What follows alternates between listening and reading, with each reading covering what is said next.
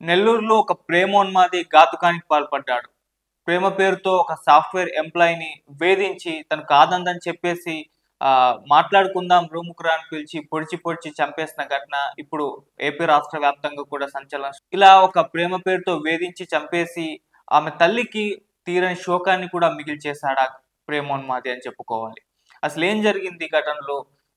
ఎందుకు ఈ విధంగా ఇటువంటి సంఘటనలు పెరిగిపోతున్నాయి సొసైటీలో అని ఒక చర్చ కూడా బయట జరగడం చూస్తున్నాం. ఇప్పుడు ఈ నెల్లూరులో ఈ సాఫ్ట్‌వేర్ ఎంప్లాయీని అతి కిరాతకంగా చంపిన ప్రేమోన్మాది అసలు ఎవరు? అసలు ఏం జరిగింది ఘటనలో ఒకసారి చూసుకుంటే నిఖిల్ అండ్ మైథిలి ప్రియ అనే వీళ్ళిద్దరూ బీ ఫార్మసీ చదువుతున్న టైంలో ఇద్దరు కూడా క్లాస్‌మేట్స్. సో, వాళ్ళిద్దరు కూడా ఫ్రెండ్స్. అయితే ఈ నిఖిల్ మైథిలి ప్రియని నేను మిమ్మల్ని ప్రేమిస్తున్నాను, పెళ్లి చేసుకోవాలంటున్నాను అని చెప్పేసి చాలా కాలం పాటు వేధిస్తూ వస్తున్నాడు. ఆ అమ్మాయి కాదు అని చెప్పినప్పటికి కూడా ఈయన వినడం లేదు. సో, ఈ నిఖిల్ మైథిలిని నువ్వు నన్ను ప్రేమించాలి, పెళ్లి చేసుకోవాలి. నువ్వింకా వేరెవరినన్నా ప్రేమించి పెళ్లి చేసుకుంటే నేను వదలను అన్నట్టుగా బెదిరింపులకు కూడా పాల్పడడం జరిగింది. సో, ఏం చేయాలో అర్థం కాని మైథిలి వెంటనే వాళ్ళ మదర్‌కి చెప్పింది. అమ్మ ఈ విధంగా నన్ను ఒక వ్యక్తి ఏడిపిస్తున్నాడు. ప్రేమ పేరుతో వేధిస్తున్నాడు. నేను కాదన్నా కూడా వినట్లేదు అని చెప్పేసి వాళ్ళ మదర్‌కి కంప్లెయింట్ చేసింది. వాళ్ళ మదర్ వెంటనే కాలేజీకి రావడం, ఆ అబ్బాయితో మాట్లాడడం జరిగింది. చూడు బాబు నాకు భర్త లేడు. నా ఇద్దరు కూతుర్లని నేనెంతో కష్టపడి పెంచి పోషిస్తున్నాను. ఇప్పుడు వాళ్ళు జాబ్ చేసుకోవాలి. ఆ తర్వాత ఫ్యామిలీని పోషించాలి. ఇప్పుడే ప్రేమ ఇవన్నీ వద్దు. వదిలేయండి. ఇంకోసారి నా కూతుర్ని ఇబ్బంది పెట్టొద్దు. తను చదువుకోవాలి. తన చదువు మంచి తన డ్రీమ్స్ ఉన్నాయి. జాబ్ తెచ్చుకొని మా ఫ్యామిలీని పోషించాలి. తన కాళ్ళ మీద తను నిలబడాలని చెప్పేసి నిఖిల్ అనే వ్యక్తి దగ్గర వెళ్లి మాట్లాడడం కూడా జరిగింది. సో, వాళ్ళ మదర్ చెప్తుంది నేనేం తిట్టలేదు. మామూలుగానే చెప్పాను. ఈ విధంగా వదిలేయని కూడా చాలా సింపుల్ గానే చెప్పడం జరిగింది. ఎటువంటి బెదిరింపులు కూడా అతన్ని నేను చేయలేదని చెప్పేసి వాళ్ళ మదర్ కూడా చెప్పింది. అండ్ ఆ తర్వాత వాళ్ళ మదర్ ఎళ్లి ప్రిన్సిపల్‌కి కూడా కంప్లెయింట్ ఇవ్వడం జరిగింది. సో, ఈ రకంగా మా కూతుర్ని వేధిస్తున్నాడు. కాస్త చూసుకోండి అని చెప్పేసి. సో, ఆ తర్వాత కాస్త సైలెంట్ అయినట్టుగా తెలిసింది. మళ్ళీ మైథిలి ప్రియకు బెంగుళూరులో జాబ్ వచ్చింది సాఫ్ట్‌వేర్ జాబ్. సో, అక్కడే జాబ్ అయితే చేసుకుంటూ ఉండగా ఈ నెల 3వ తారీఖున తను మళ్ళీ నెల్లూరు రావడం జరిగింది. సో, తనక్కడ బెంగుళూరులో జాబ్ చేస్తున్నప్పుడు కూడా ఈ నిఖిల్ అనేవాడు అంటే వాళ్ళ మదర్ చెప్పినప్పటికీ, ప్రిన్సిపల్ చెప్పినప్పటికీ వినలేదు. మళ్ళీ ఫోన్‌ల మీద ఫోన్‌లు చేయడము, పెళ్లి చేసుకోవాలి, నన్ను ప్రేమించాలని చెప్పేసి వేధించటాలు, నన్ను కాదని ఇంకెవరిని పెళ్లి చేసుకున్నా వదలనని చెప్పేసి బెదిరించటాలు, ఈ రకంగా బెంగుళూరులో ఆ అమ్మాయి జాబ్ చేస్తున్నప్పటికి కూడా వేధింపులు మాత్రం పాల్పడుతూనే ఉన్నాడు. ఏమాత్రం వదలలేదు. అయితే ఆ మైథిలి ప్రియ బర్త్‌డే ఈ నెల 6న ఉండడంతో తను 3వ తారీఖున నెల్లూరు రావడం జరిగింది. సొంత ఇంటికైతే వచ్చేసింది. సో, వచ్చిన తర్వాత ఇతను ఒక ప్లాన్ వేయడం జరిగింది. సో, మాట్లాడుకుందాం రా అని చెప్పేసి పిలవడం జరిగింది. సో, ఎలాగో ఈ వేధింపులకి ఇక ఫుల్ స్టాప్ పెట్టాలనుకుందో మరేంటో ఇక గట్టిగా చెప్పేద్దాం అనుకుందో ఏంటో మైథిలి ప్రియ కూడా వెళ్ళడం జరిగింది. వాళ్ళ సిస్టర్‌ని కూడా తీసుకొని వెళ్ళినట్టుగా కూడా చెప్తున్నారు. అయితే వెళ్ళిన తర్వాత మరి ఏం జరిగిందో ఏమో తెలీదు గానీ అతనైతే ఆహ్, కత్తితో అయితే పొడిచి పొడిచి అతి క్రూరంగా చంపేసిన తర్వాత వాళ్ళ చెల్లికే ఫోను జేసి, "ఇగో మీ అక్కని చంపేసాను. వెళ్లి చూసుకో ఇక్కడుందని" చెప్పడం.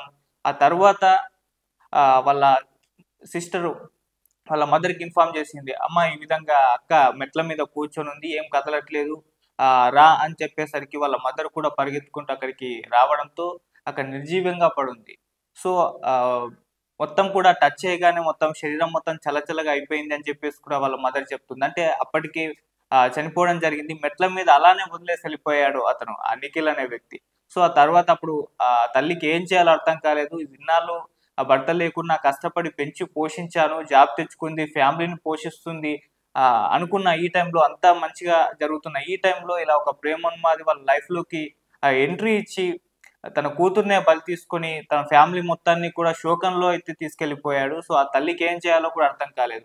సో, వెంటనే అక్కడికి ఒక అంబులెన్స్ రావడం జరిగింది. అదేంటి ఎవరు కూడా ఇన్ఫార్మ్ చేయకుండానే అంబులెన్స్ అయితే వచ్చేసింది. సో, మీకెలా తెలుసు అని అడిగేసరికి మాకు ఆల్రెడీ ఇన్ఫర్మేషన్ వచ్చేసింది. అందుకే మేము వచ్చేసామని చెప్పేసి అంబులెన్స్ వాళ్ళు చెప్పారన్నట్టుగా కూడా తెలుస్తుంది. అంటే నిఖిల్ అనే వ్యక్తి చంపేసి వాళ్ళ చెల్లికి ఫోను చేసి మీ అక్కని చంపేసాను చూసుకో అని చెప్పడం. ఆ తర్వాత అంబులెన్స్‌కి ఫోను చేసాడు.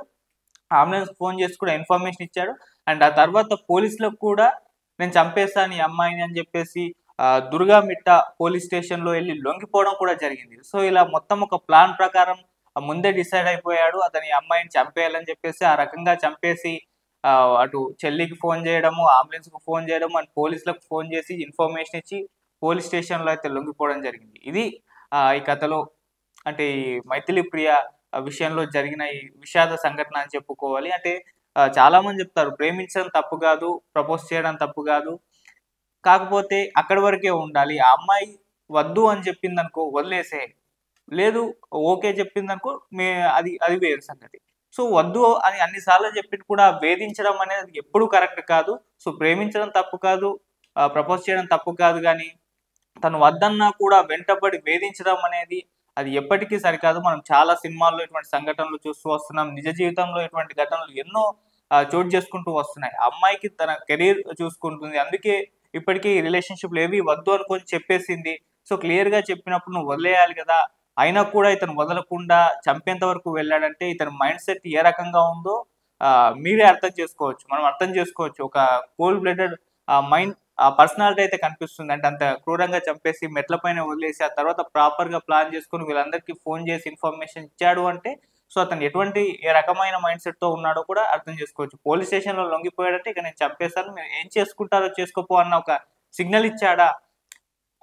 అన్న వేలో కూడా చాలామంది అతని గురించయితే మాట్లాడుకోవడం జరుగుతుంది. సో, ఇప్పుడు వాళ్ళ తల్లి గుండెలు బాదుకుంటూ ఏడుస్తుంది. అంటే ఎంతో కష్టపడి పెంచింది. అందరికీ తెలిసిందే. సో, భర్త లేకుండా ఒక తల్లి తన కూతుళ్ళిద్దరిని కూడా ఇటువంటి సొసైటీలో పెంచి పోషించడం, ఉద్యోగం తెచ్చుకునేంత వరకు ప్రోత్సహించడం అనేది మనం చూస్తూ వస్తున్నాం. చాలా రేర్‌గా జరుగుతూ ఉంటాయి. సో, ఎంతో ధైర్యం కావాలి, ఎంతో సపోర్ట్ కావాలి వాళ్ళకు. సో, వాళ్ళ తల్లి ఎటువంటి కష్టాలన్నిటిని కూడా ఫేస్ చేసి వాళ్ళ కూతుర్నిద్దరిని చదివించింది. సో, తన కూతురికి బెంగుళూరులో జాబ్ వచ్చేసింది. ఇక ఫ్యామిలీని పోషిస్తుంది. అంతా మంచి రోజులే అనుకున్న ఇటువంటి టైంలో ఇటువంటి సంఘటన చోటు చేసుకోవడం అనేది ఇప్పుడు వాళ్ళ తల్లి శోకాన్ని ఎవరు తీర్చుతారు? గుండెలు బాదుకుంటూ ఏడుస్తున్న వీడియోలు కూడా అందరిని కూడా కలిచివేస్తుంది. సో, అలా మైథిలి ప్రియ విషయంలో ఈ నిఖిల్ అనే ఒక వ్యక్తి అంటే ఆహ్, వీళ్ళ ఫ్యామిలీ లైఫ్‌లోకి ఎంట్రీ ఇచ్చి ఇటువంటి ఒక విషాదాన్నయితే నింపిపోయాడు.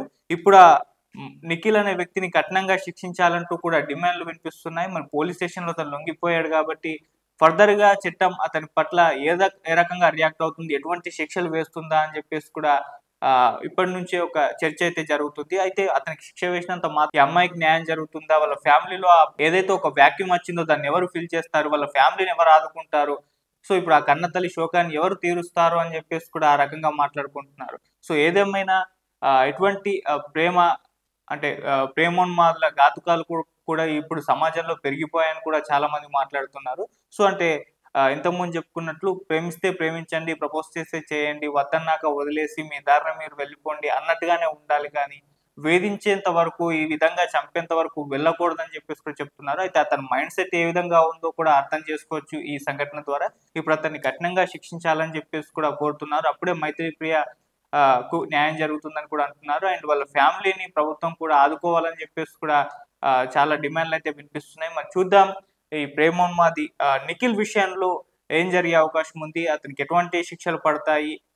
అని చెప్పేసి మనం కూడా వెయిట్ చేసి చూడాల్సిన అవసరం అయితే ఉంది. Thank you so much.